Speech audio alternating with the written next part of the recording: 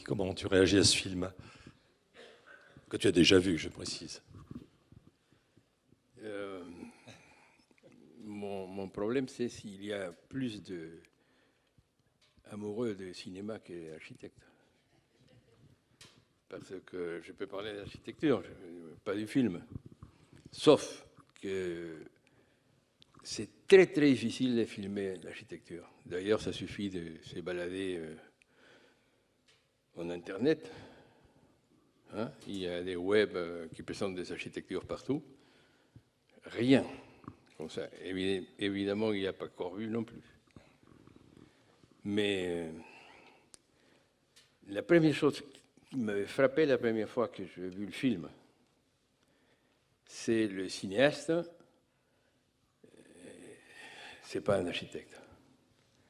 Parce qu'un architecte aurait filmé des choses qui ne sont pas importantes. Il aurait filmé des choses qui lui plaisent. Tandis qu'il a filmé, comme c'est maison, c'est d'en avoir. Quand il y a l'escalier, c'est un escalier ridicule, il est comme tous les escaliers qu'on voit partout, hein, l'escalier intérieur. Il y a toujours là un poteau. Et donc, les diagonales sont contrôlées par les poteaux. Et après, quand il met la rampe, les poteaux sont toujours derrière. Ne parlons pas du... Je n'ai jamais vu aussi bien filmer une terrasse. Il est vrai que ces terrasses-là, c'est quelque chose de particulier. Mais c'est absolument fantastique. Je ne peux comparer ça qu'avec l'année dernière à Marienbad, le célèbre René, où l'architecture, il m'a fait aimer l'architecture classique, que je n'aimais pas beaucoup à l'époque. Et donc, il y a des cinéastes qui savent faire. Chaque fois qu'il veut raconter une histoire de l'histoire, c'est un plan rapproché. L'architecture ne se mêle pas de ça. C'est beau, c'est magnifique. Je pense que personne ne s'est pas rendu compte. Mais cette maison que j'ai visitée deux fois, la première fois avec Jeanne Nouvel, et donc on est rentré en voyou, parce que lui est un voyou. C'est-à-dire qu'on est arrivé et tout était fermé. Et il a dit, on a fait 40 km, je ne vais pas retourner sans rentrer. Tchac, il a sauté, je le suis. Et donc j'ai visité ça parce que j'étais avec un voyou qui était Jean Nouvel. La seconde fois, c'était déjà l'ordre de l'architecte qui l'occupait. Et donc, je venais de donner une conférence, et on a eu un petit pot là-bas, c'est magnifique. Mais si vous imaginez que c'est un lot qui fait, en moyenne, parce qu'il y a une partie un peu en biais, 18 mètres de fond, 18, 19, des moyens, 16 et 20, et 8 mètres de large. Et vous avez vu, tout ce qu'il y a, aujourd'hui, personne ne sait faire. Hein, tous ces petits génies qui se baladent. Vous avez vu une maison comme ça? 48, hein, donc il a fait combien? 70 ans. Personne ne va la visiter. Les gens qui l'ont visité, ça ne se retrouve pas dans leur travail. On considère que Corbusier, c'est déjà fini. Personne n'a su faire mieux. 8 mètres par 19, les lots. Là où il y a les trous qui se font, etc., ce sont des petites surfaces parce que ça vous intéresse que je vous explique la maison, non? Non, parce que si c'est des gens qui adorent le cinéma...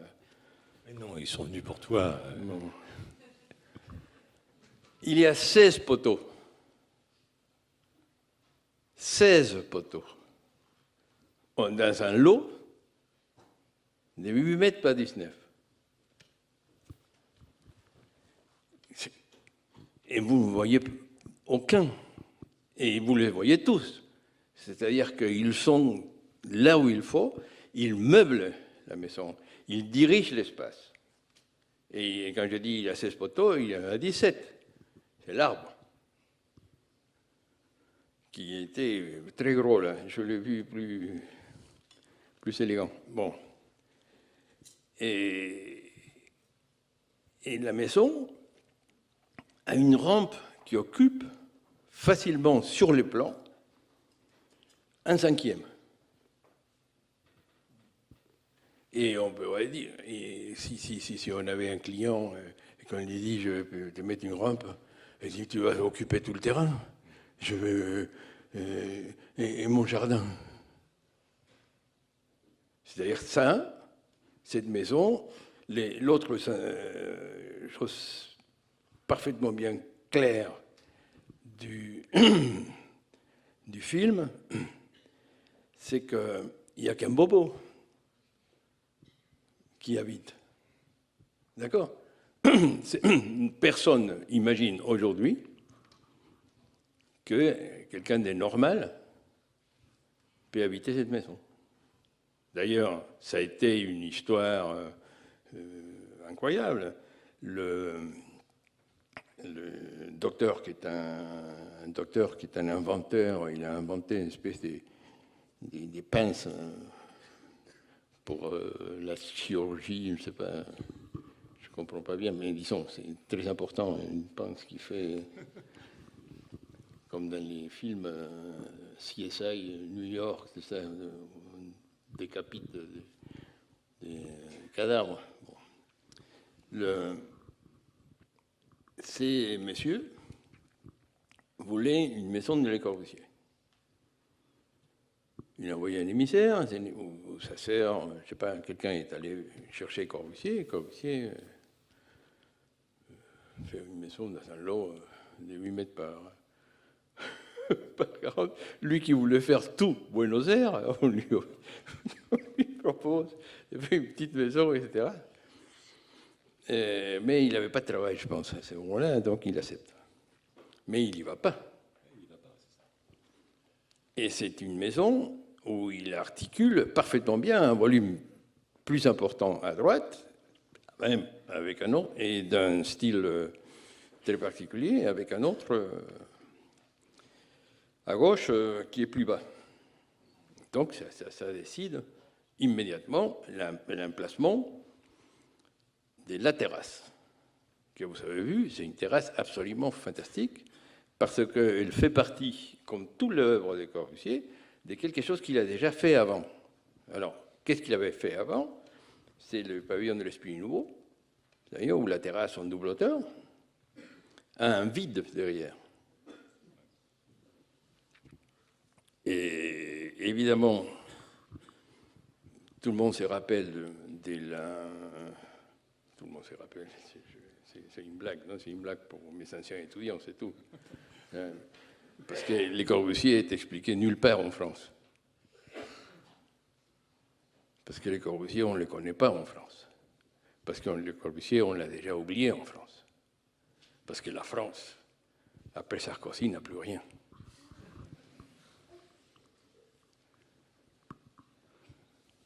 Elle n'a pas de ministère.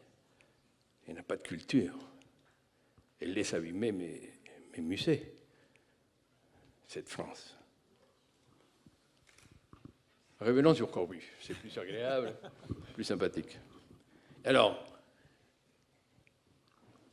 Corbusier lui dit, bon, d'accord, je vais le faire, et il lui demande, comme d'habitude, quelque chose qu'il pensait être énorme, mais qui n'était rien du tout pour les Tuibes, qui accepte immédiatement. Il lui dit, mais il faut quand même un local, un architecte local, un architecte. Et les docteurs s'adressent à... C'est important, ça. S'adressent à quelqu'un de l'ordre, ou un avocat, ou Dieu sait qui. Quels sont les architectes à Buenos Aires? Il lui donne une liste de 20 architectes. Et le docteur choisit le premier sur la liste. Il s'avère que le premier sur la liste, c'était Amancio Williams. Si ils avaient mis les noms au lieu du prénom, il était le dernier. Et Amancio Williams était le meilleur architecte argentin. Qui, aujourd'hui, dans le monde, étant le plus important architecte de son pays, accepte de faire le chantier d'un autre architecte? Qui? Donc, je suis en train de vous dire que cette maison, c'est en même temps un miracle. Elle n'est pas simplement fabuleuse, elle est absolument incroyable. Tout le monde a essayé de faire des rampes, hein, mais elle est absolument géniale. Je peux vous expliquer que la maison elle-même, c'est un carré de 8 par 10 à peu près, qui flotte et qui a sur un côté, je vais essayer d'imaginer comme ça, imaginez que c'est un carré, et il y a ici l'escalier, qui laisse deux, théoriquement, puits de lumière. dont un, c'est l'histoire du film, et l'autre, c'est la cuisine. Donc, chaque fois qu'on est dans la cuisine, on voit l'autre. Et après, il y a un autre trou qui est simplement derrière la terrasse pour laisser passer l'arbre. Et un jour, le docteur Kourouchek demande qu'on lui change les fenêtres, etc. Il écrit à Le Corbusier, hein, parce qu'il dit « il y a trop de lumière dans ma maison ».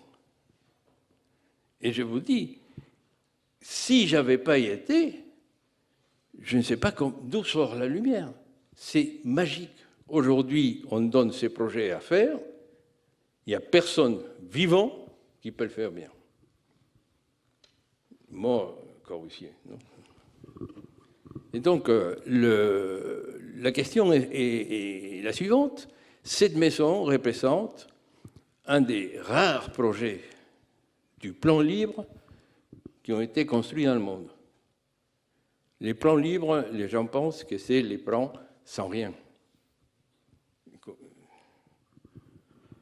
Il s'avère que le plan libre veut dire qu'on peut, parce qu'il y a les 16 poteaux, faire chaque niveau différent. Parce que c'est les poteaux qui s'occupent du problème. Aujourd'hui, on dit, je vais te faire une maison plan libre. Non, c'est ce qu'on fait, non? Beaubourg. Les gens pensent que c'est un plan simplement flexible. C'est-à-dire qu'on peut faire ce qu'on veut. Qui est, si l'on veut, l'image même de ce qu'il faut faire aujourd'hui. C'est-à-dire qu'aujourd'hui, plus personne ne s'intéresse. Tu me diras, pas de chance, j'ai appelé Sirény, il veut revendiquer l'architecture, faire ses conneries comme d'habitude, mais personne ne veut avoir un programme précis à faire parce qu'il ne sait pas ce qui va être demain. C'est-à-dire qu'aujourd'hui, faire une boîte de chaussures, que nous détestions, maintenant, c'est la solution idéale. Parce que si les conservateurs du musée changent, on rabat tout ce qui est à l'intérieur, on le divise. Et donc, on s'aperçoit qu'aujourd'hui, l'usage n'a plus de droit de citer pour l'architecture, tandis que là, c'est que de l'usage. Vous avez vu, le fait d'avoir cette espèce de porte d'entrée avec un cadre, ça donne un statut à la porte. Personne s'imagine être une bagnole quand il rentre dans cette maison. Il sait que la voiture, c'est à côté. Et que ça, c'est pour sonner, et il doit y avoir la sonnette, etc. Tout ce qui est là a du sens. Et j'aimerais bien, s'il y a des questions, normalement on pose des questions. S'il y a des questions, qu'on me pose des questions sur l'essence des choses. Parce que vous avez vu la boîte vitrée à partir de laquelle on voit la rampe. C'est la vraie entrée de la maison. Parce que comme les docteurs avaient ces Au premier clientèles... étage, pour que tout le monde... Hein? en haut de la rampe. Non, non, c'est la première rampe. C'est ça. Et une seconde amène chez le docteur. Bon, vous me posez des questions. Là, avant de donner la parole au public, je voudrais quand même te poser 2-3 questions sur Le Corbusier en Amérique latine. Pourquoi, est-ce que tu sais pourquoi il n'a pas pu construire davantage, puisqu'il y a 2 bâtiments, dit-on, l'un avec Oscar Niemeyer, et puis l'autre, cette maison pour un particulier, alors même qu'en Argentine, il y avait avant la Seconde Guerre mondiale des gens comme Victoria Ocampo, par exemple, qui avaient fait connaître Le Corbusier, qui l'estimait beaucoup, qui avait aussi voulu avoir une maison de lui, et puis finalement, ça ne s'était pas fait. Ça, c'est une première question. La deuxième question, c'est souvent on considère qu'un architecte qui ne va pas sur place n'arrive pas à apprécier justement la climatique de la maison, c'est-à-dire la lumière, l'ensoleillement, les odeurs, la pluie, le vent, etc.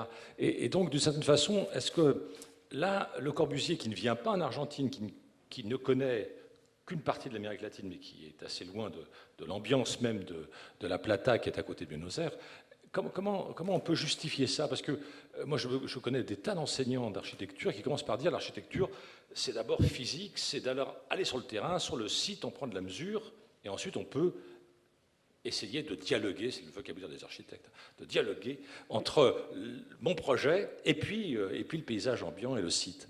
Alors là, lui, comment il avait ces informations? Il fait une maison, voilà. Tu dis, il met en avant tous les usages. Comment il en a la perception, l'information? La vraie réponse, c'est la bonne architecture est contextuelle, elle marche bien là où elle est. C'est la mauvaise architecture qui n'est pas contextuelle, qui ne marche pas, qui gêne, qu'on voit trop, etc. C'est la mauvaise, c'est jamais la bonne. L'armée du salut des Corbusier est plus contextuel que ça, impossible. Pourtant, il était en train de montrer comment on pouvait raser tout le reste et faire que ça. Non. La bonne architecture et tout ça. Le problème, c'est qu'aujourd'hui, les architectes, parce qu'ils ont perdu toute autorité, on considère que les architectes sont des artistes. Et on espère d'eux qu'ils fassent des sculptures comme... Des œuvres, tu veux dire? Des œuvres comme cela. D'accord? Et donc, les architectes sont heureux de se sentir artistes, de s'habiller comme artistes et se faire reconnaître comme artistes, tandis qu'ils devraient savoir que la société d'aujourd'hui considère que les artistes ne sont pas responsables, n'ont aucune autorité. On n'appelle jamais un artiste pour lui demander son opinion.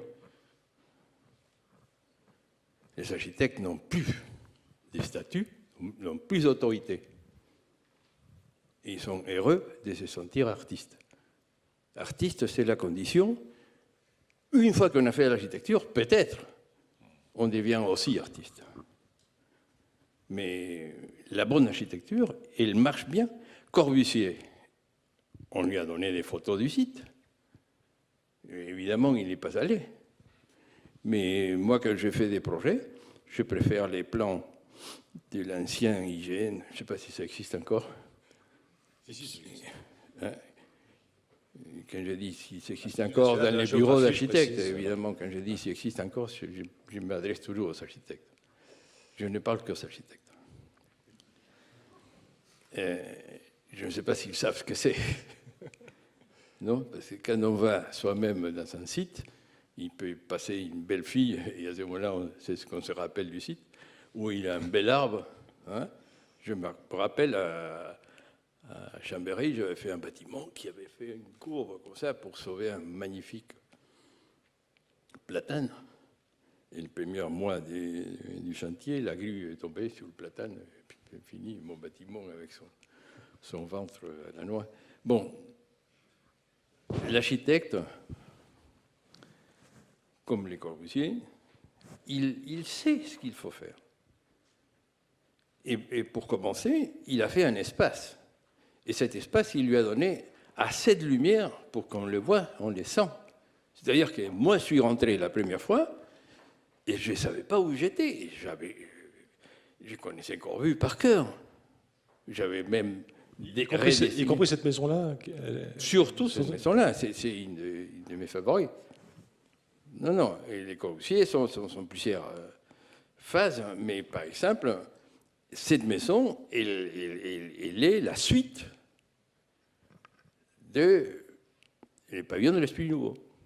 Ce n'est pas la suite des Stein ou Savoie, tout ça, non, qui sont dans une problématique, je dirais, à expliquer exactement les 5 points. Tandis que là, les 5 points sont, mais ce n'est pas ce qui était important. Ce qui était important, c'est le plan libre, que personne ne sait faire. Et que personne ne fait, même pas moi. Hein. J'essaye comme un tigre, c'est pour ça que je construis actuellement en Amérique du Sud, parce que là, je peux faire des plans libres. Hein?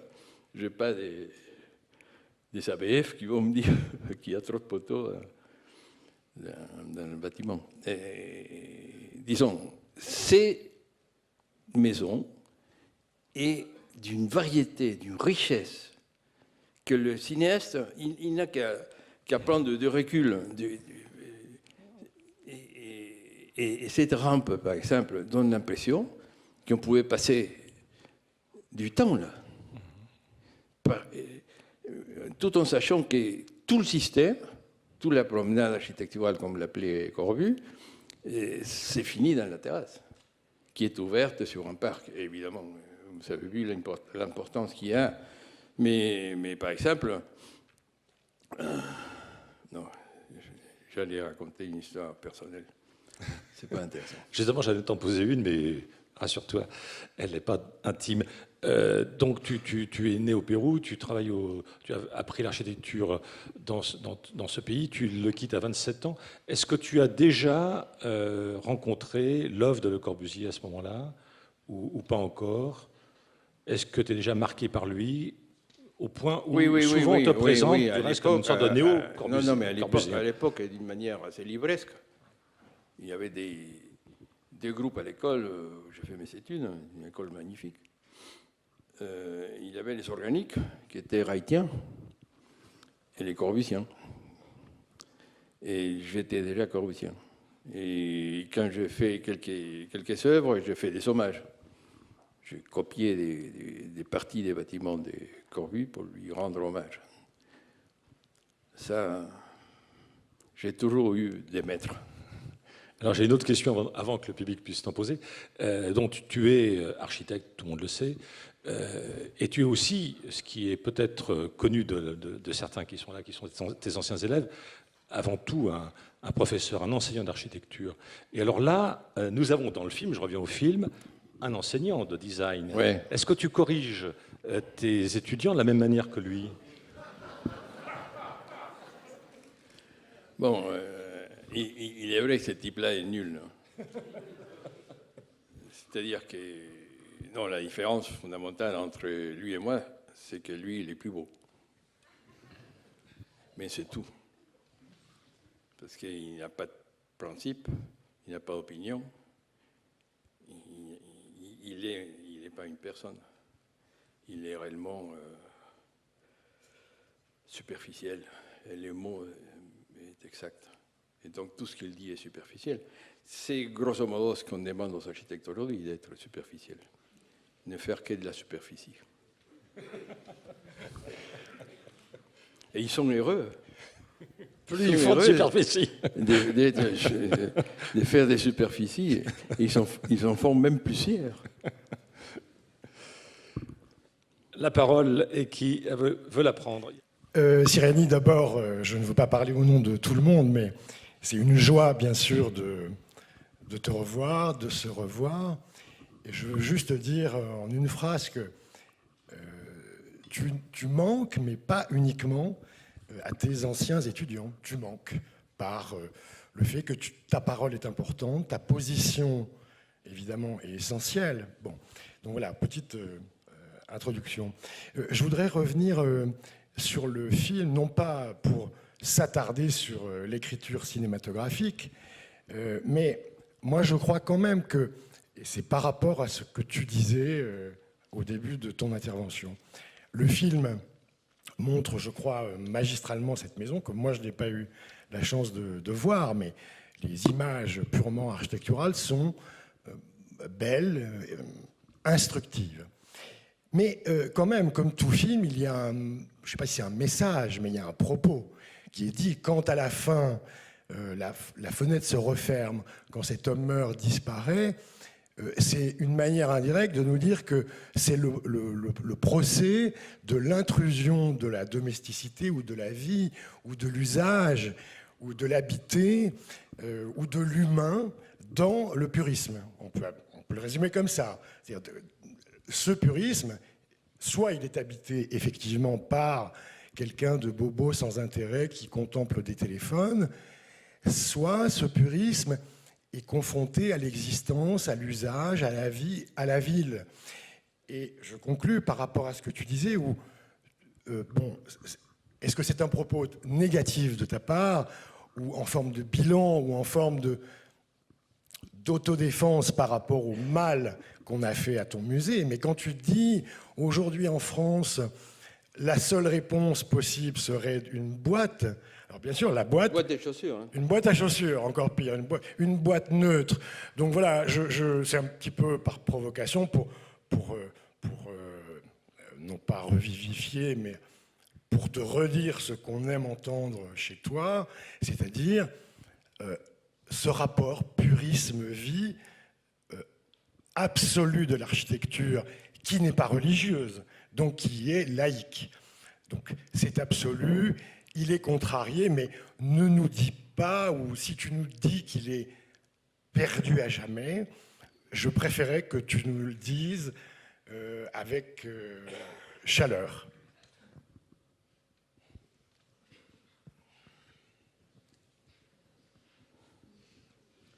Tu sais, j'ai accepté de venir ici parce que c'était Corbu, c'était une maison magnifique, et parce que lui n'est pas architecte.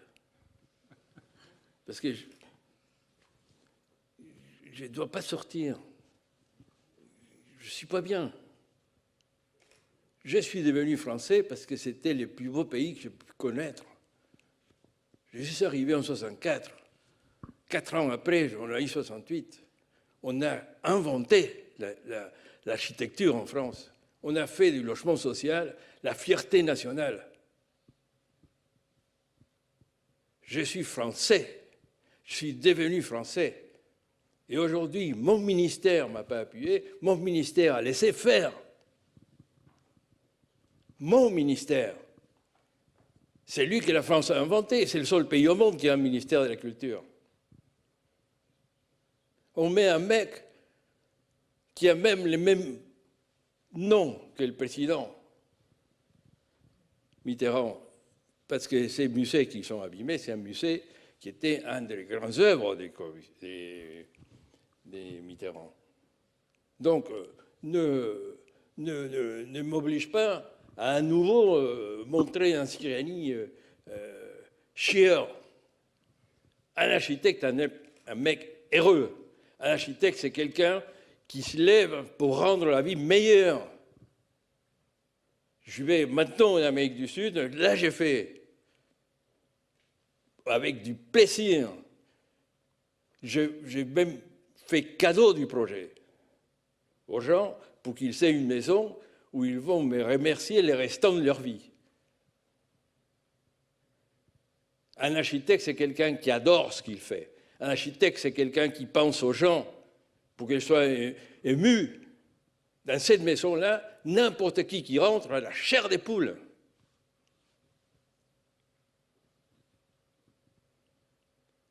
Aujourd'hui, un architecte, c'est rien.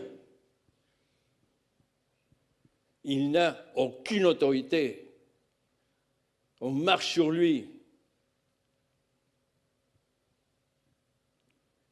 Excuse-moi, mais il m'a... Un architecte, c'est un miracle, parce qu'il n'a aucune raison d'être architecte. Ces mondes-là ne le valorisent pas. Donc, chaque fois que vous voyez un architecte, c'est un miracle. Parce qu'en plus, à part quelques privilégiés, personne ne leur a appris quoi que ce soit. C'est un miracle. Chaque fois que je vois un architecte, j'ai envie de l'embrasser. N'importe quel architecte, n'importe où au monde.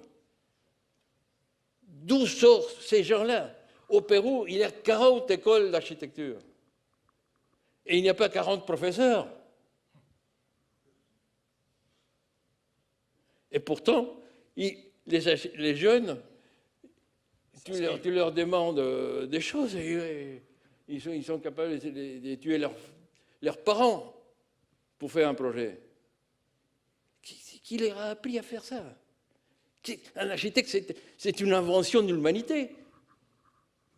Il n'y a aucune raison d'être architecte.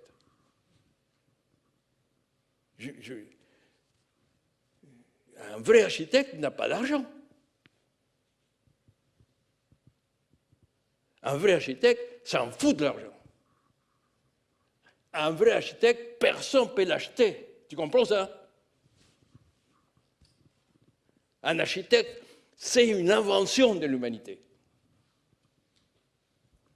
Putain, que c'est ça. Merci beaucoup. Bonsoir Enrique, moi aussi j'ai eu la chair de poule, non pas en visitant la maison, parce que je ne l'ai pas visitée, mais j'ai la chair de poule à chaque fois que j'observe ce plan. Et je me souviens de ta leçon sur ce plan, donc. Et j'aurais voulu, s'il te plaît, que tu puisses revenir un petit peu sur l'esquisse d'explication de l'espace que tu as commencé là tout à l'heure, parce que quand j'ai lu notamment le livre de la Punzina, qu'il faut tout de même signaler, qui est un très très beau livre, et le seul à ma connaissance sur Corrucette, il n'explique pas ce que tu as dit, à savoir qu'il y a énormément de poteaux. Et que 8 mètres, il n'y a pas besoin de poteaux sur 8 mètres, d'autant plus que de chaque côté, il y a un mur porteur, qui est des murs d'héberge de chaque côté. Et j'ose le dire, mais, on ne me soupçonnera pas, bien évidemment, d'ignorance sur les qualités, sur l'intérêt du plan libre. Mais voilà. D'ailleurs, s'il y a quand même une chose que ce film montre, c'est qu'il y a de l'espace là-dedans. C'est-à-dire que je suis tout à fait d'accord sur les réserves que tu as émises sur le film, je formulerai les mêmes, mais on voit quand même qu'il y a plus d'espace dedans que dehors. Ce qui est, pour moi, quelque part, la définition de l'architecture. C'est-à-dire qu'à l'intérieur, là où c'est plus petit, voilà, on a une impression. Alors là, il y a 9 poteaux, c'est-à-dire qu'à 20 cm des murs latéraux, il y a des poteaux qui structurellement servent rigoureusement à rien, il faut quand même le dire. Et pourtant, eh bien voilà, il y a. Est-ce que tu pourrais dire pourquoi? Par exemple, les poteaux les plus géniaux sont évidemment les 4 qui tiennent les toits de la terrasse, qui est une allusion à ces espaces un peu sacrés, non? Les 4 colonnes qui tiennent l'hôtel, ça s'appelle, c'est le mot, un baldaquin. Ils ont fait un baldaquin pour supporter des nuages. C'était d'une beauté totale.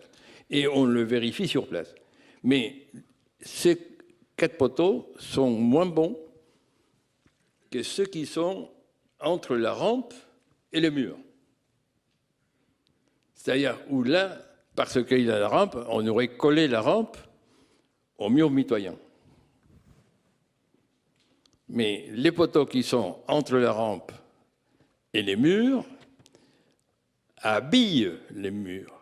C'est-à-dire que la maison ne s'arrête pas au mur mitoyen, la maison est construite entre les murs mitoyens.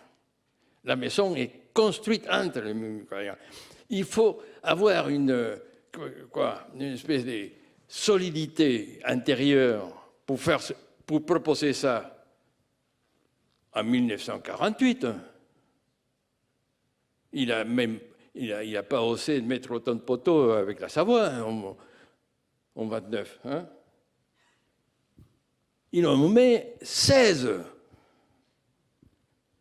Et il y en a certaines qui sont à 2 mètres de distance entre eux. Et il y a trois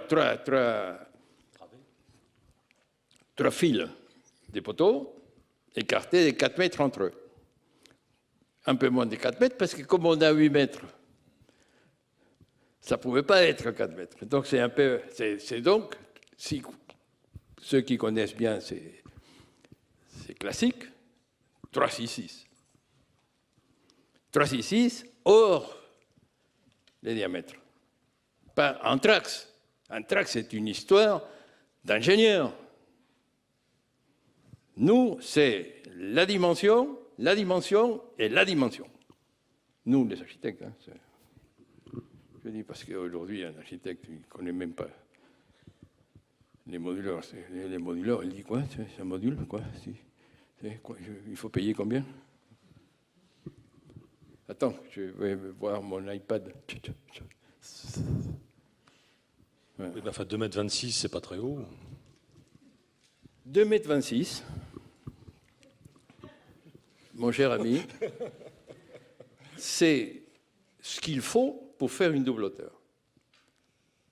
Tandis qu'en France,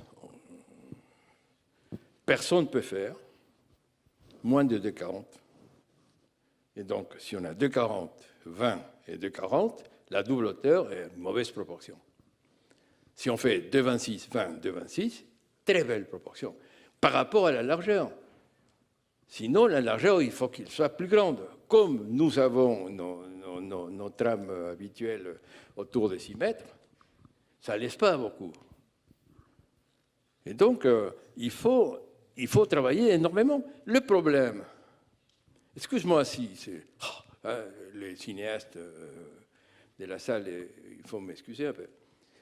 Ce que vous ne savez pas, c'est que si les proportions sont mauvaises, parce que le règlement empêche des bonnes proportions, c'est là où il faut un architecte. C'est là, plus que jamais, qu'il faut un architecte. Mais pour savoir qu'il faut un architecte, il faudrait que ce soit qui les clients? Je ne sais pas si j'ai répondu au poteau.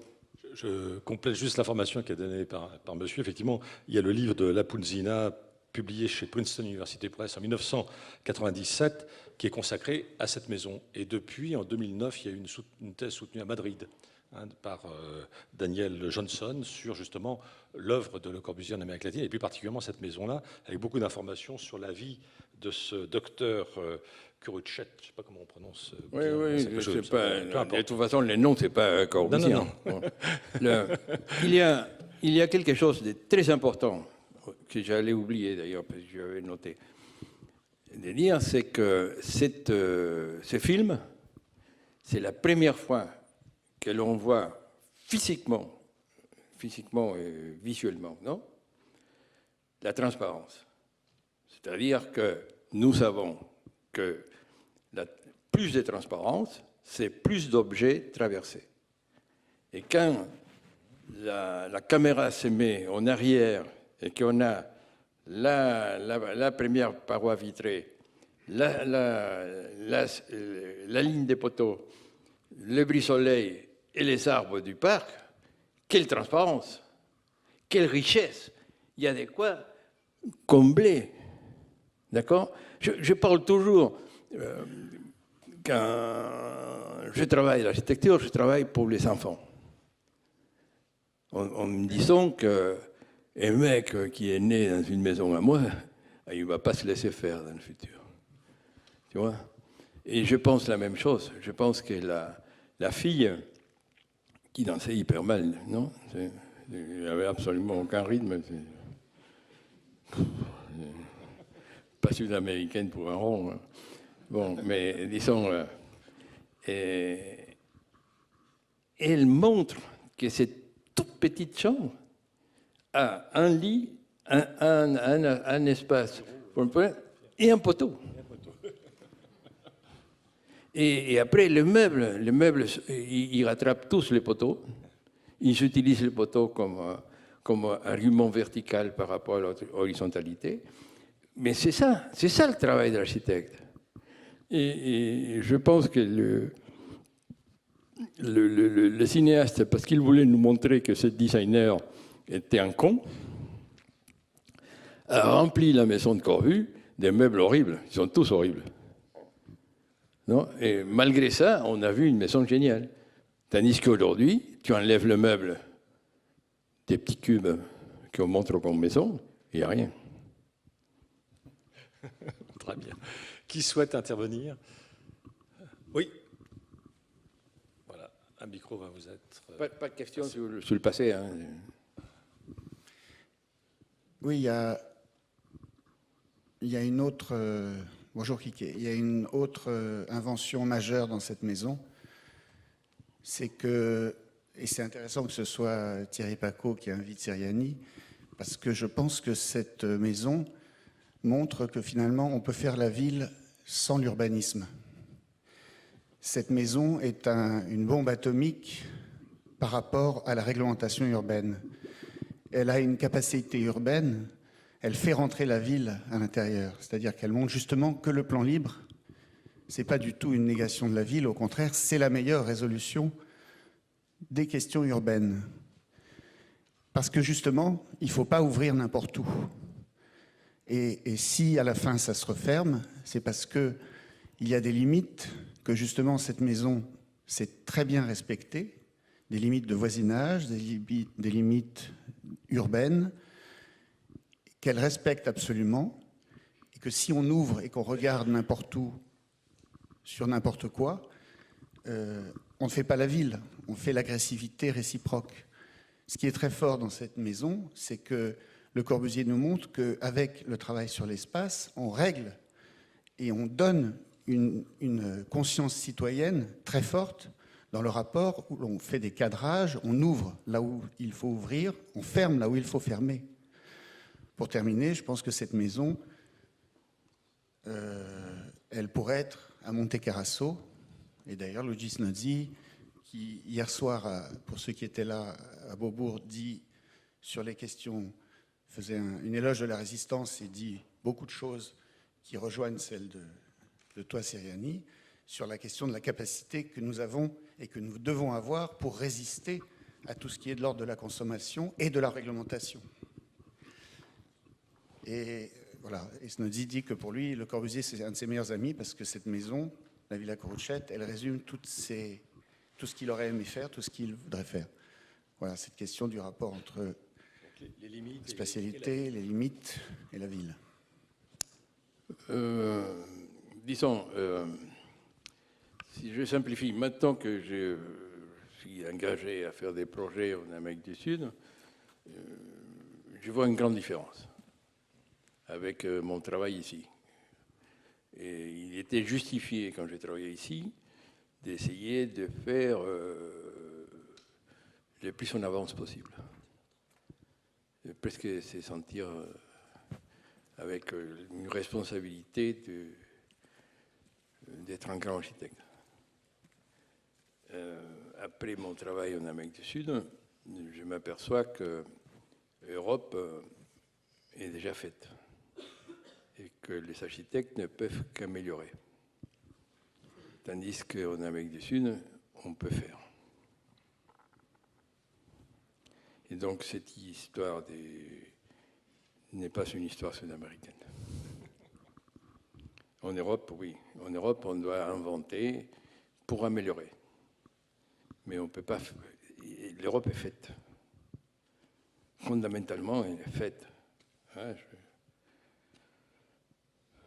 j'habite à la campagne, moi qui adore la ville. Et je peux vous dire, c'est un jardin. La Bourgogne, c'est un jardin fabuleux. Et qu'est-ce qu'on peut lui faire en plus? Rien. Mais pas important, mais par contre, pas fondamental. Par contre, on peut lui faire du mal. Tandis qu'ici, ce que je retiens du film, parce que évidemment, le cinéaste, comme toute sa génération, hein, ne vit que par la logique négative. Un mea culpa constant, désespérant. Et, tandis que, au départ, le film, c'est donne-moi un petit peu de la lumière que tu n'utilises pas. C'est très beau. Comme critère architectural et comme notion d'humanité, c'est génial. Et c'est ce que je retiens de ces films. C'est-à-dire qu'avec un petit trou, il pouvait être aussi magnifique que cette maison qu'il avait vue, qu'il avait des tout. Dans cette maison, un petit trou, non? C'est ça, c'est cet égoïsme.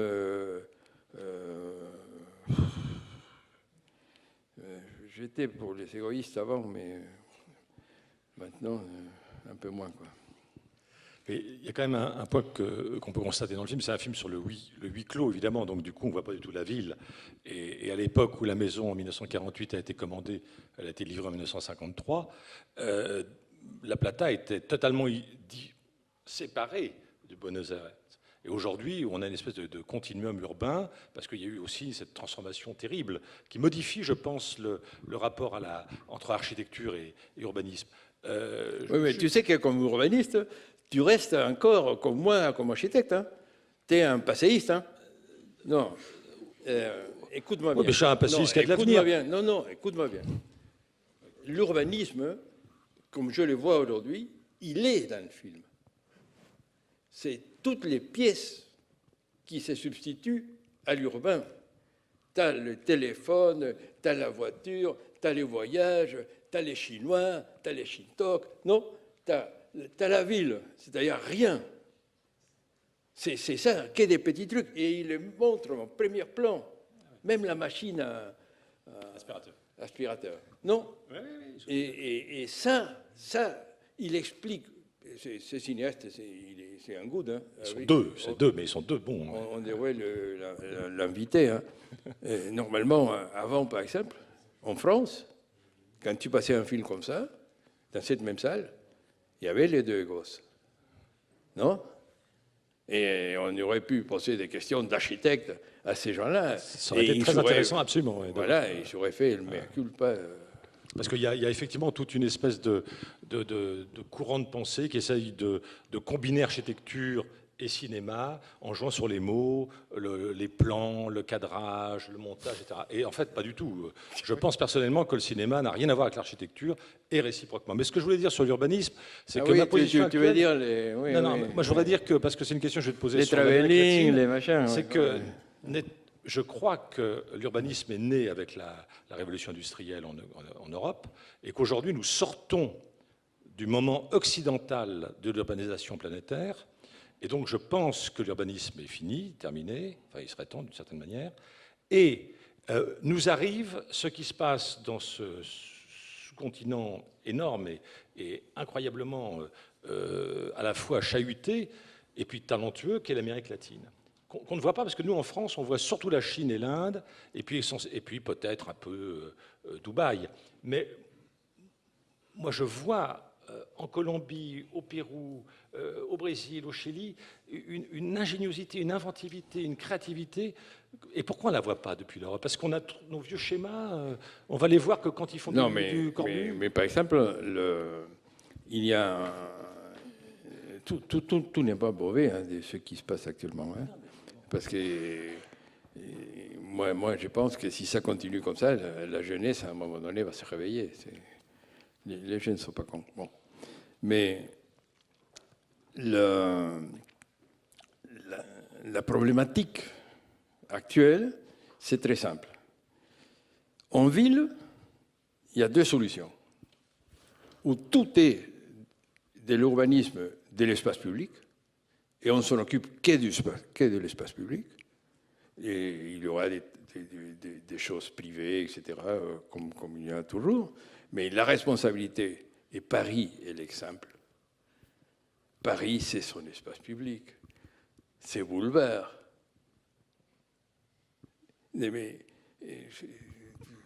on va pleurer, mais il n'y a personne qui essaye de faire les boulevards. Pourtant, si tu fais un boulevard dans un pays, c'est le centre du pays. C'est là où on fait tout. Et ici, il y a des boulevards partout. Je ne sais pas qui a fait... Tu sais qui a fait la République? L'aménagement de la République.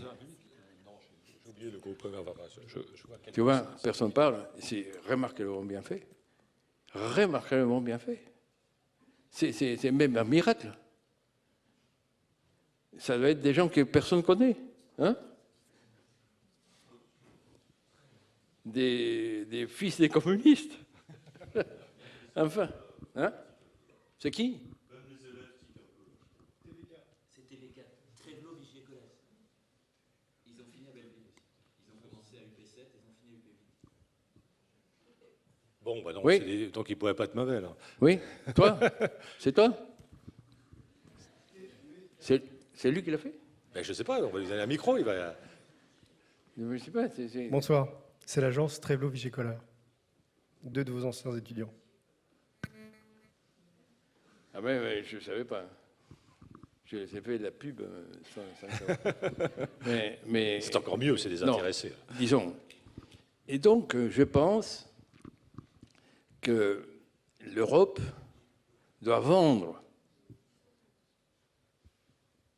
au monde ses qualités d'espace public, au lieu de vendre des faux bicyclettes, tout ça. D'accord? Ou des faux tout. Vendre l'espace public, vendre cette idée géniale de faire de la rue un salon d'extérieur. Ça, c'est ce que l'Europe doit vendre au monde. Est-ce que tu as vu à 100 mètres de ça, en Chine, où les Français sont en train de faire une ville tous les 15 jours, hein? Par contre, je pense que l'Amérique du Sud doit vendre au reste du monde la ville-jardin. C'est-à-dire pas la campagne, d'accord? La ville-jardin. Parce qu'il y a encore temps pour faire cette ville que l'Europe n'a pas pu faire, parce qu'elle n'avait pas la place, elle était trop occupée par des choses déjà faites.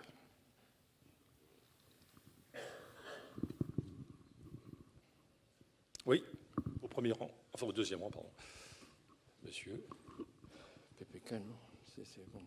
Et puis, voilà. C'est juste pour noter que je pense que les quelques notes de piano sont peut-être une transposition de la mesure du milieu de la sonate au clair de lune. Et apparemment, dans le film, donc, il y avait quelqu'un qui a dû voir les 4 poteaux avec le bout de la rampe pour pouvoir jouer ça. Voilà. Il rentre en musique, il est plus fort que moi pour ça. Dommage, on n'a pas de piano, sinon vous auriez pu interpréter ce morceau.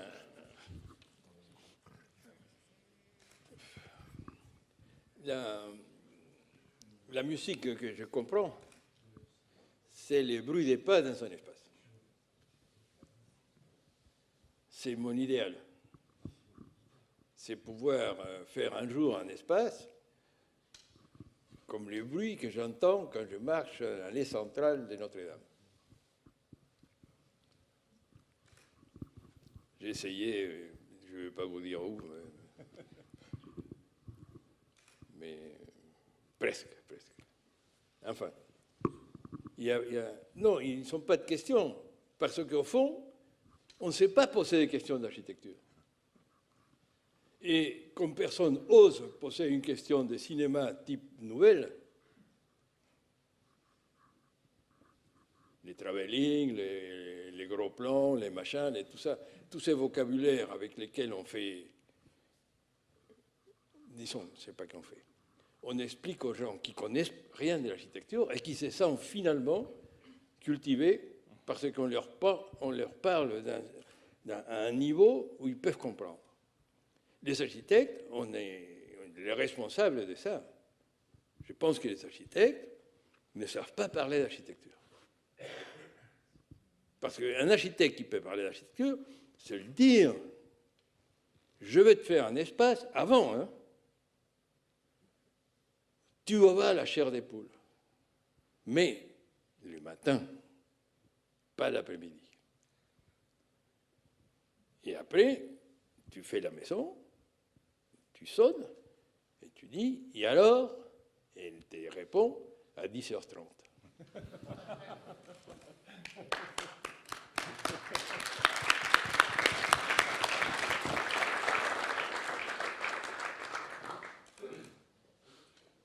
C'est lui dire à une femme, je vais te faire une salle de bain où tu vas avoir envie, réellement, de ne pas manger le chocolat. Tu vois, pour être à la... Je ne sais pas si tu me comprends. Je suis en train de construire finalement, après 10 ans, des devoirs incroyables. Des devoirs incroyables. 13 logements rue Coulbarbe. Et c'était un concours, mais par oral, simplement. On passait on appelle ça quelque chose. Ouais. Interview, oui. Entretien, un entretien. Et donc, je suis passé après 6 jeunes brillants, très calés et tout. Et alors, je dis, tout ce qu'ils ont dit, je l'ai déjà construit. Mais par contre, ce que je vous propose, c'est de faire un appartement où celui qui a une BM se sent comme celui qui avait la Bugatti dans une maison de Corbu. Alors, ça, je le dis avant que ça soit fini de construire. C'est-à-dire, ce sont des appartements où une BM est à sa place.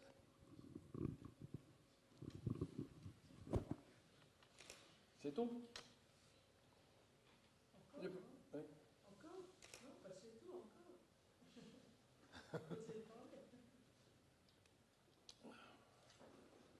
La maison Kourouchek, c'est une maison.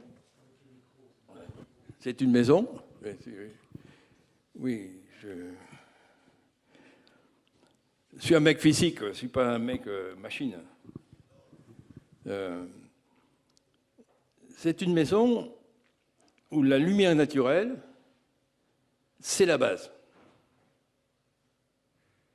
C'est-à-dire qu'elle est moins bien la nuit. Et elle est aussi spectaculaire, mais elle est moins bien la nuit. Pourquoi? Parce que la nuit, la transparence, c'est du dehors vers les dedans. Et ça, c'est une maison qui a été construite pour avoir une transparence du dedans, qui est un dedans qui devrait être noir. Parce que cet arbre-là, pourquoi il l'a mis? Pas pour dire, bon, je suis soleil verdure qu'on a eu, non. Il a mis l'arbre pour qu'on sache que l'espace, c'est vers le haut qu'il va, comme l'arbre. Et que toute la maison s'est construite autour de l'arbre, mais elle monte aussi comme l'arbre. Il explique, parce qu'on ne voit pas, mais il y a 4 niveaux. Cette maison a 4 niveaux. C'est-à-dire, sur une double hauteur, il a la maison de 2 niveaux.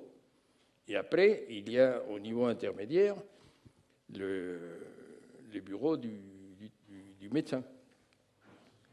Et ça, cette coupe, c'est une merveille. Personne ne le fait. Je suis, parce que ça existe encore, des web type... Il y a un web chilien qui montre l'architecture partout dans le monde. Assez bon.